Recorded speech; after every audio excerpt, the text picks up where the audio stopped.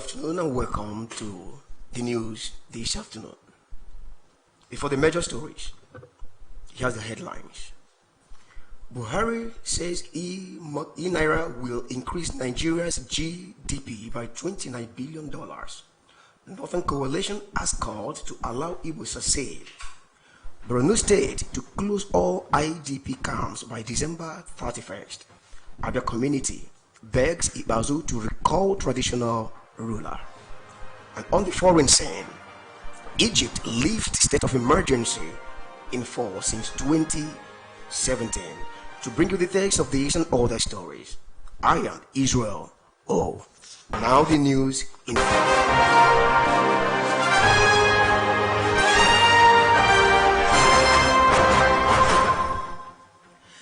There appear to be no respite yet for a former Rebel State Governor Orji Uzor-Kalu, as the federal government has asked the Court of Appeal in Abuja to order his first trial in an alleged 7.1 billion money laundering case. The federal government is pleading with the appellate court to void and set aside the September 29, 2021 judgment of the Federal High Court, which prohibited it from retrying the former governor and his firm, Slug Nigeria Limited, over an alleged 7.1 billion fraud. It also wants the appellate court to order Kanu and Slug to submit to a trial in line with the order of the Supreme Court in May 8, 2020, judgment voiding the earlier trial and the conviction of Kanu and two others and ordering a retrial. The requests were contained in two notices of appeal filed by a lawyer to the Economic and Financial Crimes Commission (EFCC), Mr. Rotimi Jacobs, signed against the two judgments delivered by Justice Enyang Ekwo of the Federal High Court, Abuja, on September 29. But upon an appeal by Udogo, the Supreme Court set aside their trial and conviction in a judgment on May 8, 2020, on the grounds that the trial judge, having been elevated, ought now to have continued to hear the case. President Muhammadu Buhari has said Nigeria's new digital currency, e-Naira, will increase the country's gross domestic product by $29 billion over the next 10 years. The president said this on Monday at the unveiling of e-Naira at the State House. According to the president, the launch of e-Naira makes Nigeria the first country in Africa and one of the first few countries globally to introduce a digital currency.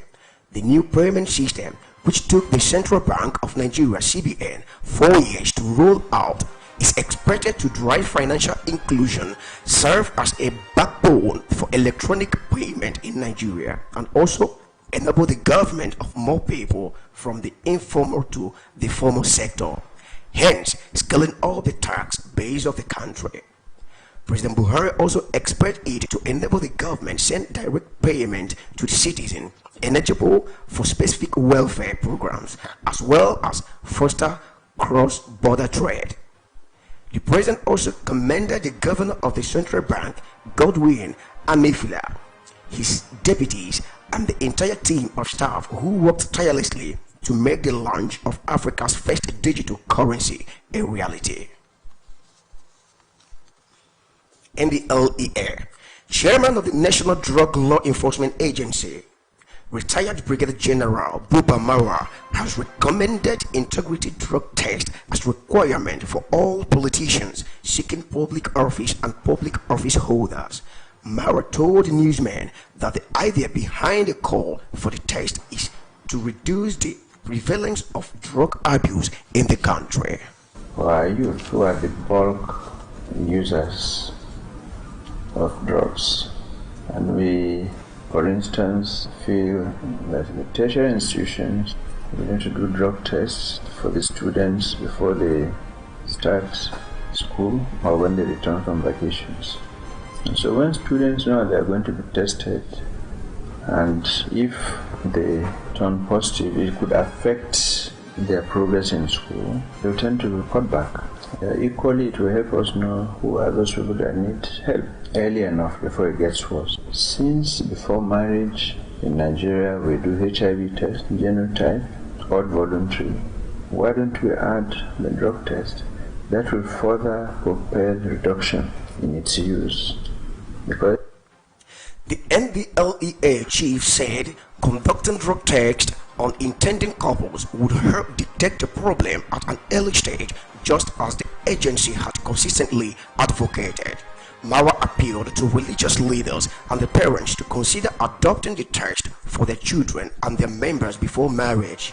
He urged state government as well as ministries, departments and agencies to consider conducting drug tests on public office holders in government. You need to have your head straight, clear. If you are using substances and you are entrusted with responsibility for the public and you are taking drugs, it's either you use public funds to buy your cocaine or in the process your head is not straight. And I must reflect that at least the one state government that I'm aware of, the Kano state government, is already implementing this. You can't get appointment in Kano state today into political office if you are tested positive for drugs. It's an excellent initiative of the state government, which we have been encouraging others to copy. The coalition of northern groups has filed a case against the court to compel the Senate President and Speaker of the House of Representatives to hasten the exit of the southeastern region out of Nigeria. They pleaded that this should be done before the conclusion of the ongoing amendment to Nigeria's constitution. The secession request instituted by the group of the elders, politicians from the north led by Nastura Sheriff, Balarabe, Rifai, Abdulrazik, Suleiman and Aminu Ada. In their suit, they argued allowing the Igbo to succeed would end violence and destruction in the southeast. They also explained that this would stop the repeat of the 1967 to 1970 civil war in Nigeria that led to wanton destruction of lives and property. They also said this would put an end to the agitations by members of the indigenous people of Biafra led by Nnamdi Kanu. NSA, National Security Advisor to the President, retired Major General Babagana Monguno, has announced the killing of Malam Bako, the successor of Abu Musab al-Bawabi, leader of the Islamic State of West African Province, ISWAP. Monguno revealed this when he addressed State House correspondents on the outcome of the meeting of security chiefs presided over by President Muhammadu Buhari in the presidential villa Abuja.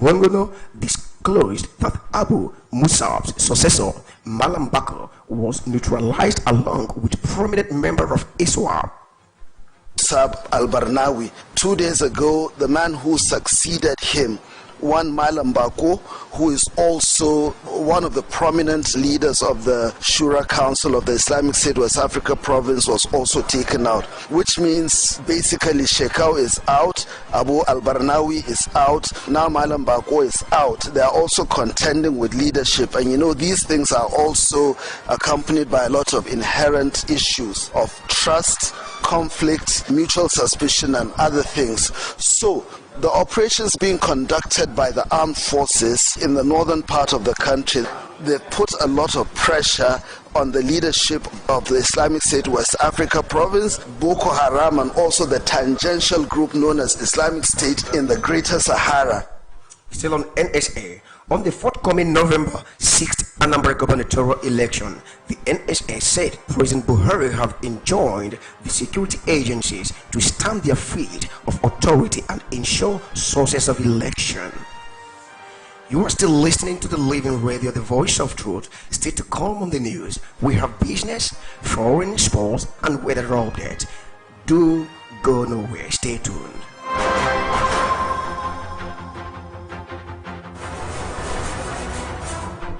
Living Radio, the voice of truth, truth, truth, truth, truth.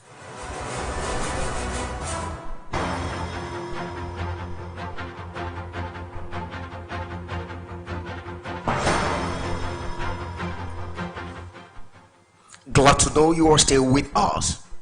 Up is next business news.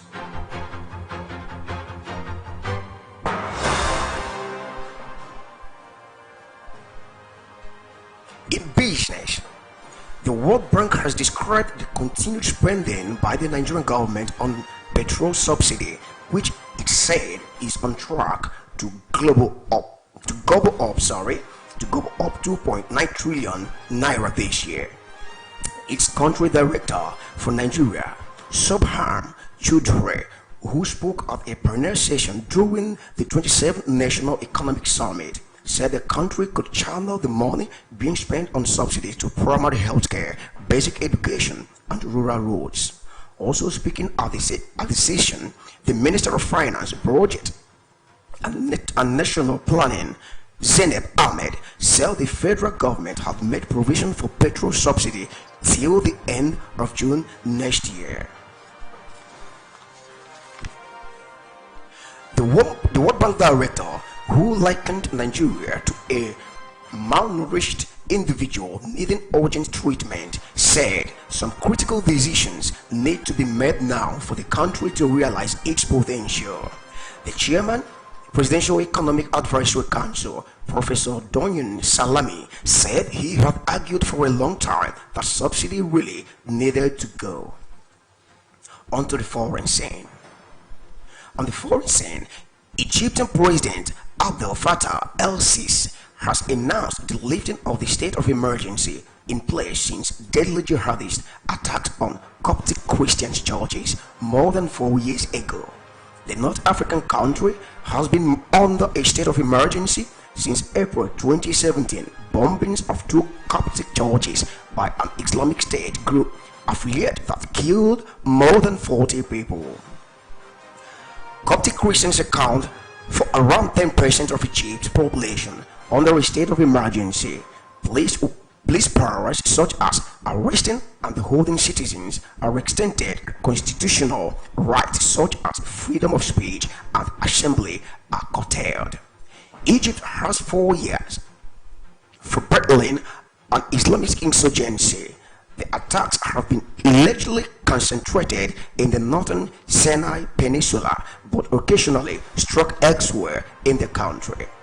Since February 2018, the authorities have been conducting a nationwide operation against Islamist militants, mainly focused on North Sinai and the country's western desert towards the border with Libya. Now on to sports. In the world of sports, the October 30th election of the Nigerian Basketball Federation has been suspended indefinitely. This was announced in a statement signed by the Parliament Secretary, Ministry of Youth and Sports Development, Ismaila Abubakar, on Monday in Abuja. The ministry in the statement noted that the decision to suspend the elective Congress became necessary to avert further deterioration of the leadership crisis that had engulfed the Federation. It noted that a recall-free development of basketball in Nigeria was of utmost importance to the ministry and the stakeholders, and advised all concerned to comply. Here is the weather report for the rest of the day. Aba Commercial Hope Center of Abia State will witness thunderstorm at temperature of 23 degrees Celsius.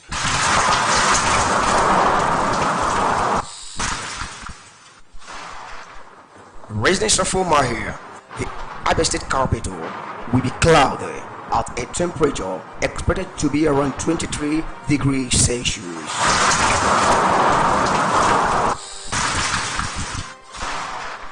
Lagos State, the center of excellence, will be cloudy at a temperature put at 24 degrees Celsius, while Abuja, the capital of country, will witness thunderstorms at a temperature of 20 degrees Celsius.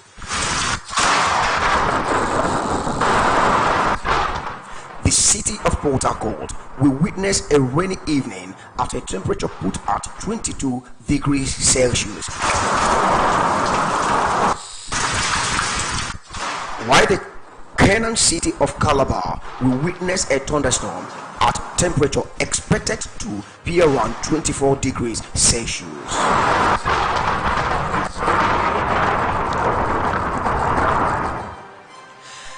And that's our package for you this lovely afternoon. But before we go, a recap of the main news.